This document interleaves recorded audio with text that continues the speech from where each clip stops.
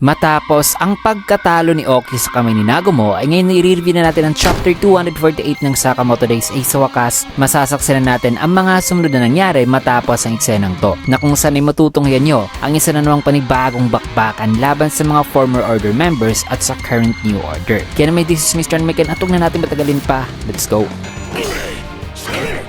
Nagsimula ang chapter dito sa tatlong lalaki na tinitignan na itong si Nagumo na nakasandal at tulang malay. Nasabi nila dito na di ba si Nagumo ito? Di ba may pabuya sa kanyang ulo? Ano bang ginagawa niya rito? Na malubharang kalagayan nito na baka nga ipatay na raw ito. Kaya sabi nila na i-claim daw nila na sila raw ang pumatay kay Nagumo. Subalit habang nagsasalita pa lamang itong tatlo ay magsasabay namang naputol ang kanilang ulo. At ang gumawa nito ay di nakita mga kaibigan sapagkat bigla na lang na nagising si Nagumo na patay na itong tatlo. Na napasabi nga si Nagumo na ano raw ang nangyari rito. Tinignan naman ni Nagumo ang paligid na sabing hindi siguro. So may kutob si Nagumo sa kung sino ang pumatay nitong tatlo. Matapos yan, inilipat naman ng eksena dito kay Shishiba na inatake si Gozu. Napatawa naman si Gozu kaya itanong naman ni Shishiba na ano rong nakakatawa. Sagot naman ni Gozu na mukhang ganado raw itong si Shishiba ngayon. Sabi naman ni Shishiba na tugon naman ni Gozu na na-take over na raw nila ang JAA at ang gobyerno. Kaya ano pa raw ang punto ng pagwawala ngayon ni Shishiba? Pangiting sagot naman ni Shishiba na huwag kang magkakamali. Hindi ko naman balak na ibalik ang dating JAA o i-restore daw ang pagkakaisa dito sa Japan.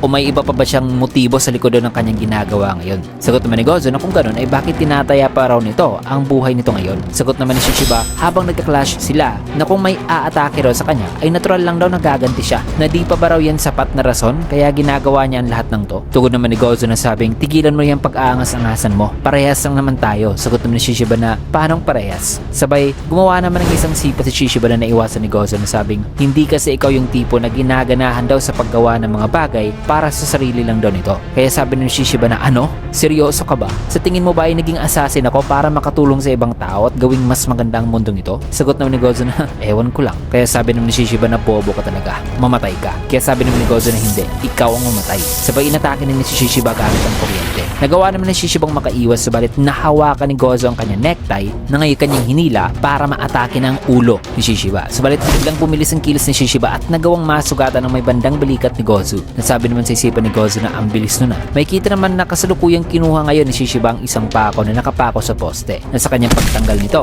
ay habang nasa area ito ay pinako niya ito dahil na nakagawa siya ng isang long range attack kay Gozu. Sabay sabing, anong problema? Yan lang bang kaya mo? Nainis naman si Gozu at napamura sa kanyang isipan kaya pangiting sabi naman ni Shishiba na hindi libre ang kuryente diba? Ayaw mo bang mag-recharge muna? Maya pa'y umatake naman si Gozu gamit ang kuryente kaya ay dumistansya muna si Shishiba. Nasabi naman ni Gozu na papatayin daw niya itong si Shishiba na matipid daw sa kuryente. Di naman sumagot si Shishiba nang maya pa'y may napansin si Gozu nang bigla siyang inatake ng Bazzo ni Usaragi na blinak naman niya pero tumilapon siya rito mula sa attacking yun. May kita naman si Usaragi na naghanda na nasabi naman ni Shishiba na nice timing daw as always. Sabay tinanong niya ito kung tapos na ba raw ang part ni Usaragi kasi si Torres ang kaharap nito kanina kaya sabi naman ni Usaragi na may umagaw raw sa kanyang target. Kaya tanong naman ni Shishiba na sino raw ang kumuha sa target niya. Sagot naman ni Usaragi na isa raw teddy bear. Kaya sabi naman sa isipan ni Shishiba na isang bear. May bear daw sa Tokyo ngayon. Maya pa'y may napansin naman sila nang biglang lumakas ang kuryente sa may pachinko machine building at nawala ng kuryente dito sa loob sapagkat kinuwalap ni Gozu ang kuryente na sabing